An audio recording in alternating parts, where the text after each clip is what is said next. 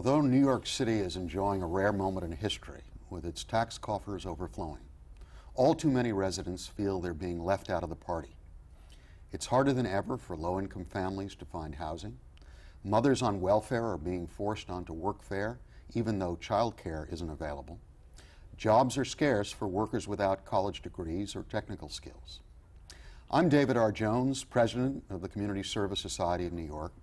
To talk about these issues and others, I'd like to welcome to the Urban Agenda C. Virginia Fields, newly elected borough president of Manhattan, the borough that fuels the city's economy. She represents a whole spectrum of New Yorkers, from millionaires on Wall Street to the desperately poor in Harlem and all the others in between. Virginia, let's talk. I mean, this is, I'm proud to have you on our show. Thank you, David. I think there's a lot of excitement about your new administration. And I guess I'd like to talk about something we worked together when you were in the council about, which is low-income housing, and where it stands, where your administration is going to push it in the months to come. Well, first of all, let me say thank you. It's a delight to be back. Every time I hear, however, newly elected, it's like, seems like it's been ages, but I guess it's only been 4 months in terms of the administration. It's going very well. I've spent the last, first, I guess, 120 days or so just organizing, assembling the staff, and establishing our priorities, of which one certainly is that of housing. This is a time, of course, as we're seeing a lower commitment from the city, the state, in terms of supporting subsidy or housing initiative. In fact, in New York City, I guess it's fair to say that we do not have a housing policy. As a result, whatever gets done is out of a recognition for need and support of those needs. Just to remind you, which goes back some time, when you were deputy mayor, at least communities could identify with a housing policy that on a 10-year track that at least if followed consistently would have led us into bringing online more affordable housing for all income levels. We're not seeing that. Consequently, one of the things my office is engaged in is working with developers who have benefited from tax credits in the past, who have benefited from a variety of subsidies, and at a time while they are still doing good because real estate market is doing so good, we're really talking, how can they now give something back in some ways? And how can we reconfigurate rather some of the housing programs like the 421A so that tax credits can be shifted, because now technically tax credits which developers are able to acquire to develop lower affordable housing by building market rate housing must be executed within the confines of a particular community board. So one of the things we're looking at is, can we reconfigure that program? We actually, some of my researchers have come across a sort of a historical note that when Battery Park City was actually first established, there were provisions that excess revenues that came back were supposed to go into low-income housing. Exactly. I hear they're going into the general fund, if they're. I don't know where they're I think they've probably been lost. I've heard about that over the last 3 years, and the question has always been, what happened to the revenue from the building of Battery Park? So I think that should lead to an interesting discussion. But you're accurate in saying that the subsidy programs are not there.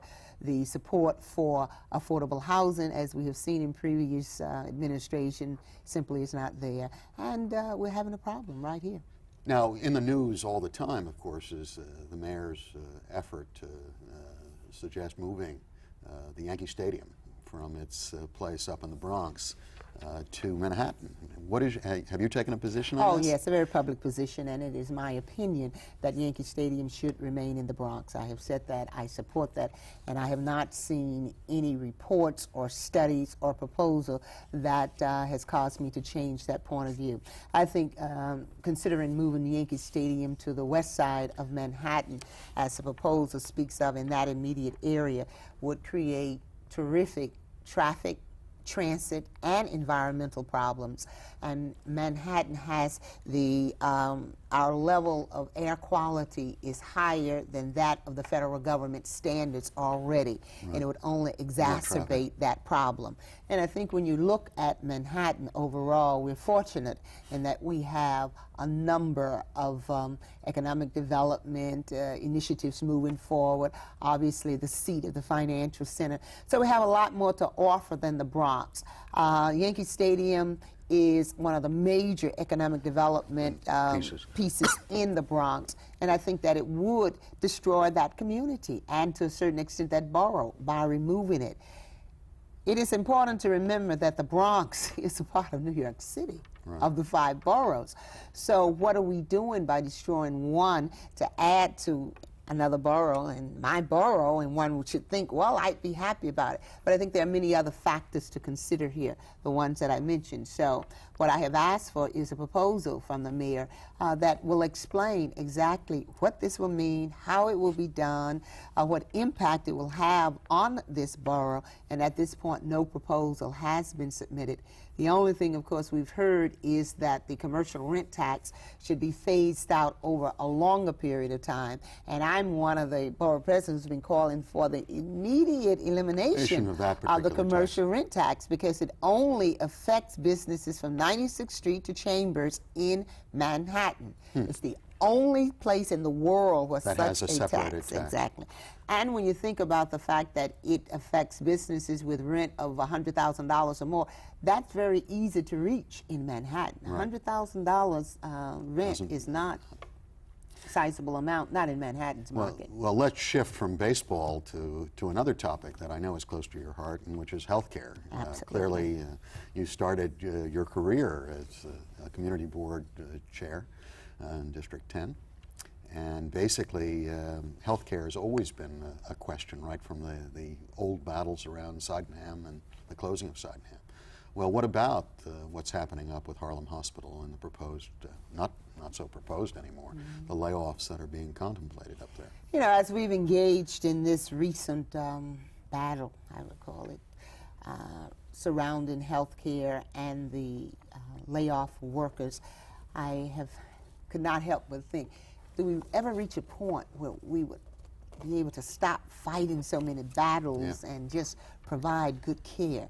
Hasn't been the case with this. As you know, over 900 healthcare workers received pink slips about a month or so ago, and I have been in the forefront in calling for quality health care, because that is what it is all about.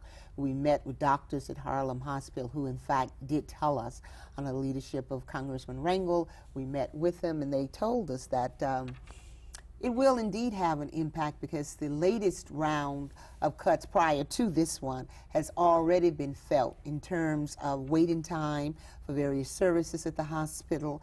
One doctor told us about patients who are experiencing bed sores because there's no one there to turn them at a regular time when they're in the hospital. We've heard from Bellevue that patients are waiting for appointments in OBGYN up to 6 weeks, and waiting time for prescriptions to be filled in the pharmaceutical department 5 to 6 hours. Now, all of this directly impacts especially that population who tends to use municipal hospitals, as you very well know, a former member of HHC's board, the uninsured and the uninsured. And this is a time when that population is growing, not decreasing. A recent survey by the United Hospital Fund shows that we have 1.8 million uninsured residents in New York City. That's getting worse. And when you add to that the number of people who are moving from welfare to workfare, and they do not make enough money to afford health care, and if their employer does not provide it, these people become uninsured even though they're working. So with that growing population added to the number of uninsured and uninsured, we're saying the issue is quality health care. Municipal hospitals are the only institutions mandated to provide that health care. And this is a time when we need to improve and not continue to decimate the public hospitals. It's interesting, you note the expansion of the uninsured, which is the crisis, obviously, particularly for Manhattan and other parts of the city. One of the things that people haven't focused on much about welfare reform, they talk about the 5 years, but they didn't talk about the punitive efforts that were made on legal immigrants.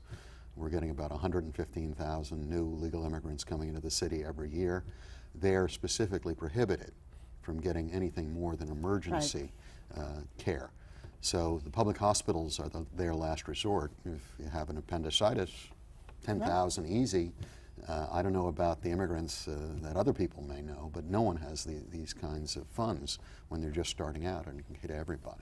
And I think that, as you stated when the program just began, that we're experiencing a boom, and I think that that is perhaps the best time to address these kind of issues and looking into the future, to be able to plan in a healthy environment and not wait until we're dealing with deficits and having to do perhaps cutbacks. So I think that it's an interesting, these are interesting times, but there are times when we should be doing more positive stuff. Now, you mentioned you had met around the issue of Harlem Hospital. Has there been any response from the administration in terms of what steps they're going to take?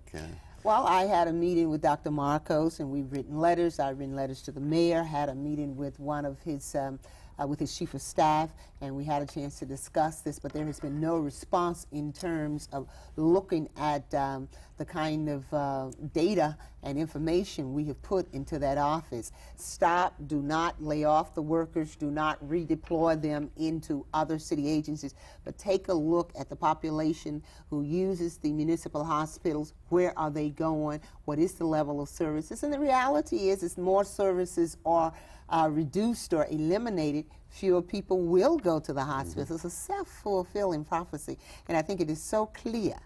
And I don't know where we're going, but I tell you what, if we can, I'm not a doomsayer, and I'm not a pessimist, but I can tell you that if we continue the downward spiral which we're following, we will see closure of hospitals, because fewer patients will want to go there believing that they will not get the kind of care that everyone wants and everyone needs. It's interesting, when I was on the board of HHC, I went into a lot of the enabling statutes and the conditions that led to the creation in the 70s of HHC.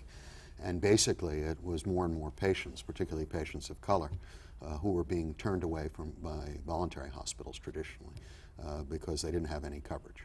There was no insurance, there was no ability to pay. And people who were literally being they were the crisis then, people were being left to die. And to return to that would be a disaster. I'm afraid I don't have very many happy things to talk about, but let's talk about CUNY and the steps that are being taken to remove, the mayor is putting, and the governor are putting enormous pressure on the trustees of CUNY to limit or eliminate remedial education at CUNY. What's your position on this? Oh, wow, you are here. We'll figure a happy one. There are a lot of good things happening in Manhattan that are very positive. Okay, that's what we're going to hear get a chance next. to talk about I don't some want of people crying into their teacups here. The proposal by the mayor and the governor to eliminate remedial courses and support at CUNY, I am very much opposed to, because I think that it is very important support for so many people who attend CUNY. You have basically three categories there: those who come in directly out of the public schools, and because of many of the failures of the public school system, we have failed to prepare them with the necessary skills. So we have to take responsibility for that, and you don't cut them off at the point where they may be able to move forward. You have population returning to school after maybe having been out for family reasons, personal reasons, employment reasons. Now you're 30, 35, or 40, wishing to return, needing some support to get you back into the system. And we have a large immigrant population coming into New York City who may have been educated elsewhere and need that support. So I think that remediation certainly should be time limited, that no one should feel that they could have remedial support for 2, 3, 4 years, but I think it is necessary to keep it there to provide that bridge. To eliminate it, in my view, will close the door to a number of students who are trying to get into our university system. And there's no need to eliminate it. I have not heard one reason other than the fact that they're supposed to get this training before they reach the university. I would agree with that.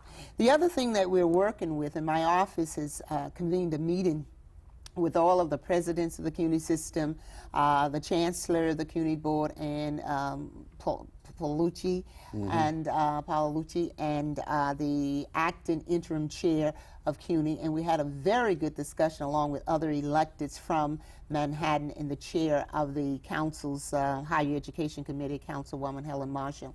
And there was general agreement among many of the presidents that it serves a very useful function and that we should be looking to retain it. We also face with another major problem at CUNY, and that is a shortage of full-time professors. As a result of that, many of the students are not able to take the necessary coursework or the desired coursework in order to finish on time. That also affects the length of time that students have. But they get blamed for that. Absolutely.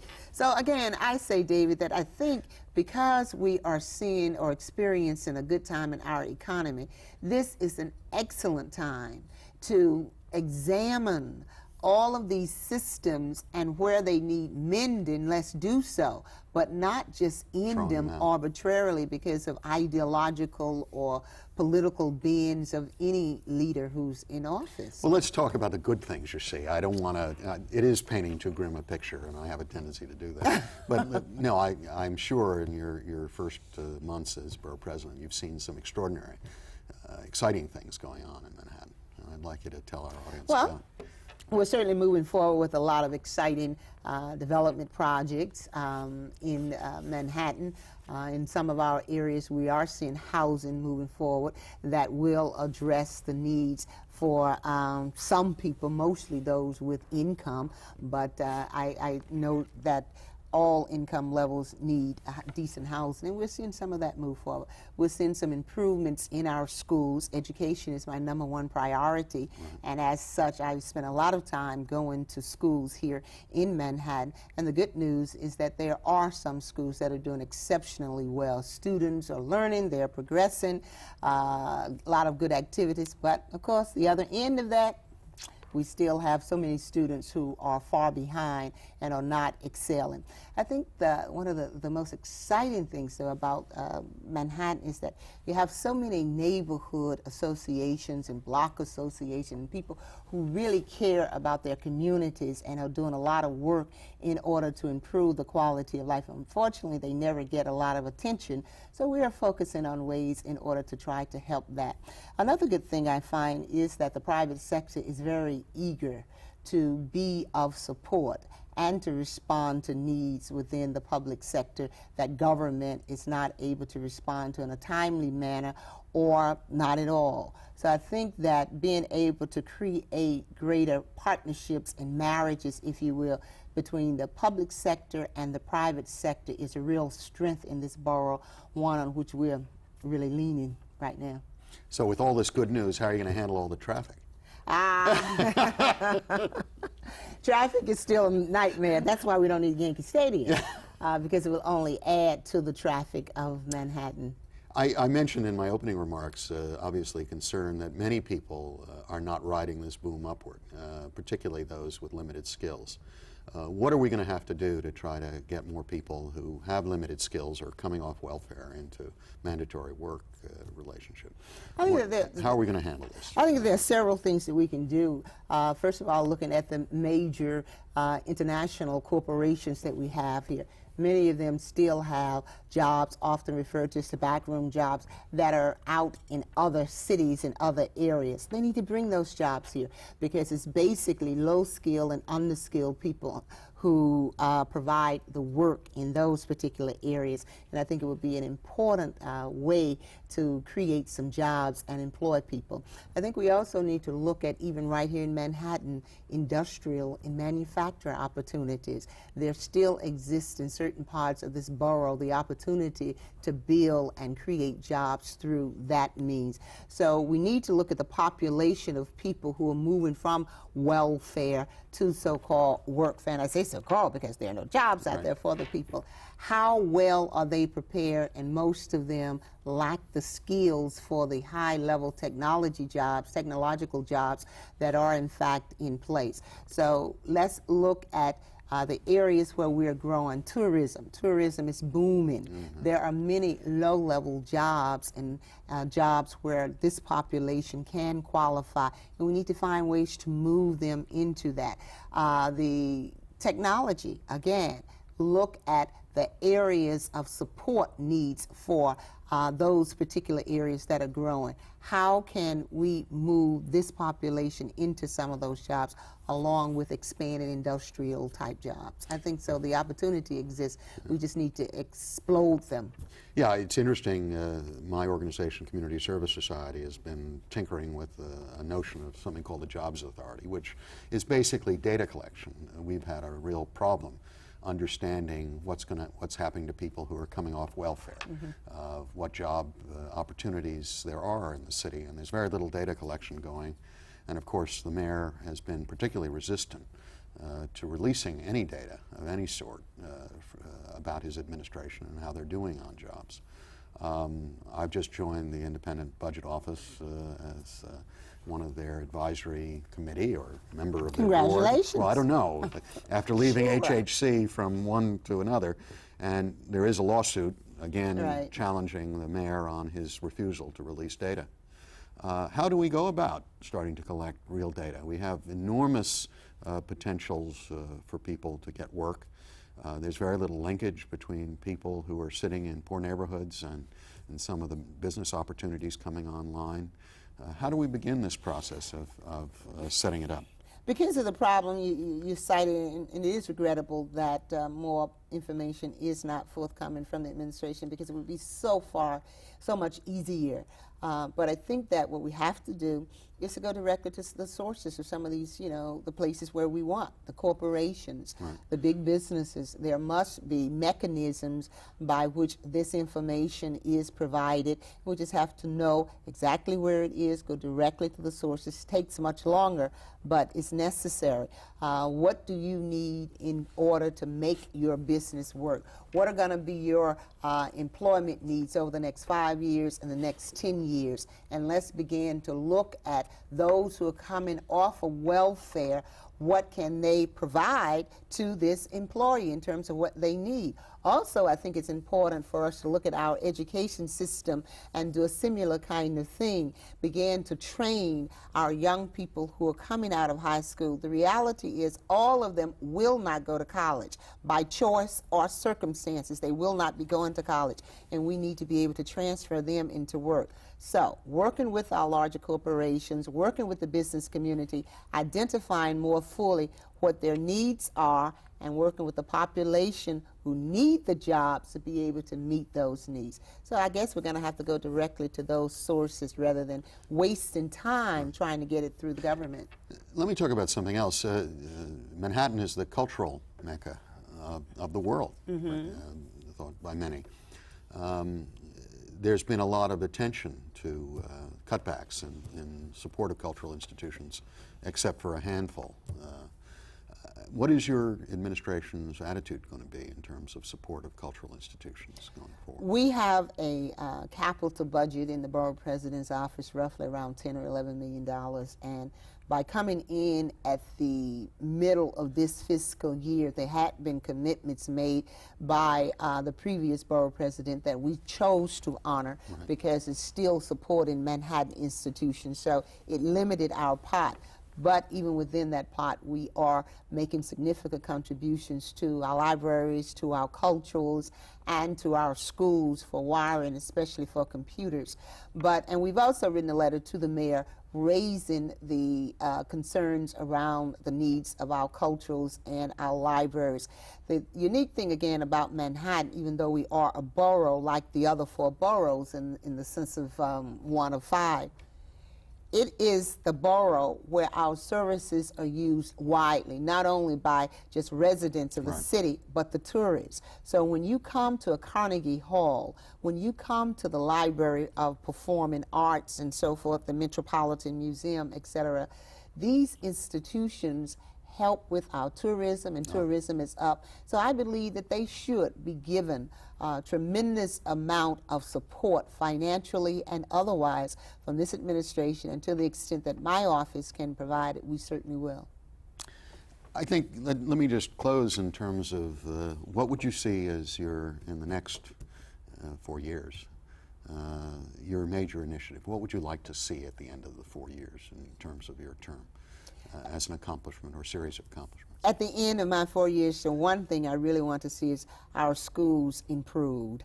Reading scores improved as a result of resources that have been put into the school, as a result of support for staff development. I would like to see all of the public schools in Manhattan show significant improvement beyond what we're doing now. I also would like to see improved housing, certainly for our seniors. We are attempting to bring about assisted housing for seniors that will allow them to live a little bit more comfortable as, you know, they advance in their years. So those are two areas, from children to seniors, and we can show that.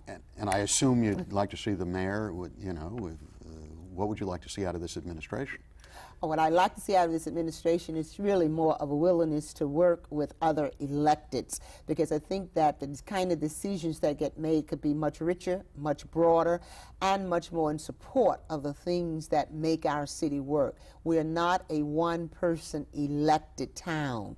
We're made up of many, and that's why the system and the structure is as it is, so that that input can be made to, you know, enrich the kind of decisions that get made. I also certainly would like to see the mayor reach out to those communities where, despite, you know, what he said upon his reelection, that he would reach out to communities where he did not formerly have good relationships.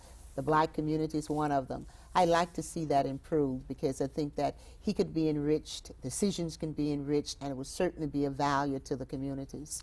Thank you very much. Thank you, David. Everyone recognizes that Manhattan is the economic engine that drives New York. As the borough continues to grow in new directions, its politicians and business people must make the effort to include the poor and working poor and the middle class in their expansion plans. Manhattan is fortunate in that it has a leader, C. Virginia Field, whose vision for its future is inclusive of all its residents. This is David R. Jones. Thank you for joining us on the Urban Agenda.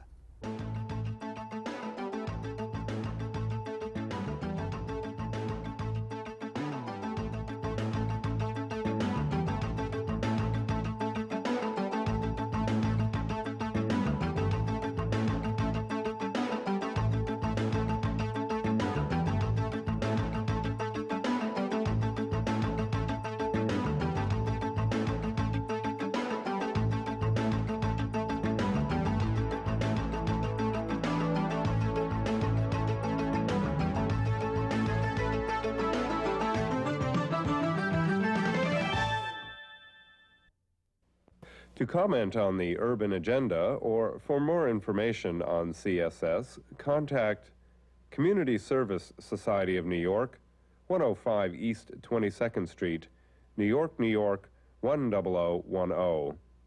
Area code 212-254-8900.